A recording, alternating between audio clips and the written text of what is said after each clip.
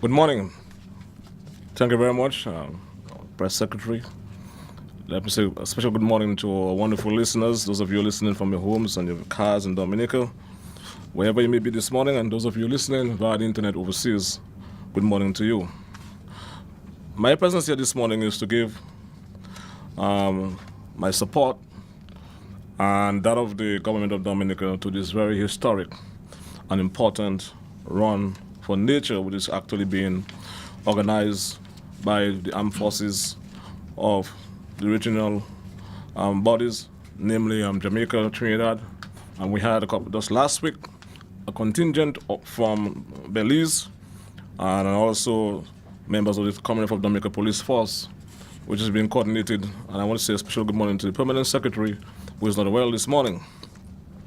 And it demonstrates to us that the military is not only about taking care of security, but of course other aspects of our development as a people.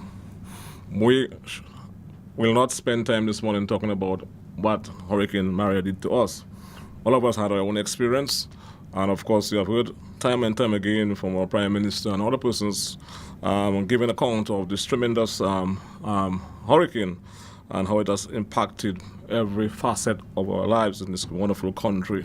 But I think this run for nature, as it is being called, which it will be conducted in 4 different parishes in this beautiful country, and also similar runs will be taking place in our sister countries, some of our sister countries within the Caribbean.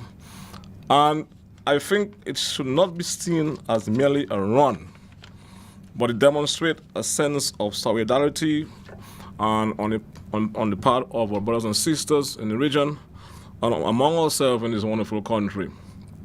And each segment of that run will be 5 kilometers. At some point, and I know the Prime Minister would have liked to have been here this morning. He has given his total support to this historic run.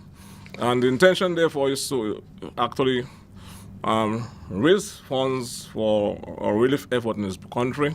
But there's a second important dimension to this very important run, and it's to create a sense of education as to how we should actually live our lives and build our houses, to create a sense of awareness as to how we should actually conduct ourselves, taking into consideration that we need to take mitigations very seriously. And where we build and the things that we do, where we dump stuff, all these things are very important, and to help us to mitigate against the possibilities of flooding and other aspects of this devastation when we have natural disasters like that of Maria. And also to create a sense of awareness among our sisters and brothers within the region, to give them a sense as to what actually transpired in this wonderful country. Actually, we are significantly hurt, and it's going to take a very, very, very, very big effort on our part to get this country back and running and to make it even better. And we all heard from the Prime Minister time and time again, and that this country, of course, he has been able to articulate 12 points within which, of course, we should actually proceed on our recovery effort and to build a country that is better and stronger. It's going to require the participation of all of us. And so this run, in my view, goes just beyond a run, but it exemplifies, the need for us to actually work together. And of course, having all the various contingents from RSS, from Trinidad, from Jamaica, and from Belize demonstrate the need for us to do things together. And I think it gives us a clear sense as to how important it is for us to collaborate and for us to organize ourselves as one Caribbean people. So I want again to express my gratitude on behalf of the people of Dominica again to regional armed forces. And I want in particular to welcome the contingent from Belize. They come with particular skill sets in engineering, etc. The same can be said for contingents from Jamaica, Trinidad, and RSS. They come with varying skill sets, and they will be actually helping us in our reconstruction effort, starting first on our public buildings to help to actually cover our buildings, public buildings, and of course they have been involved in the cleaning efforts around the country, namely around Roseau, etc. In particular, our colleagues on Jamaica.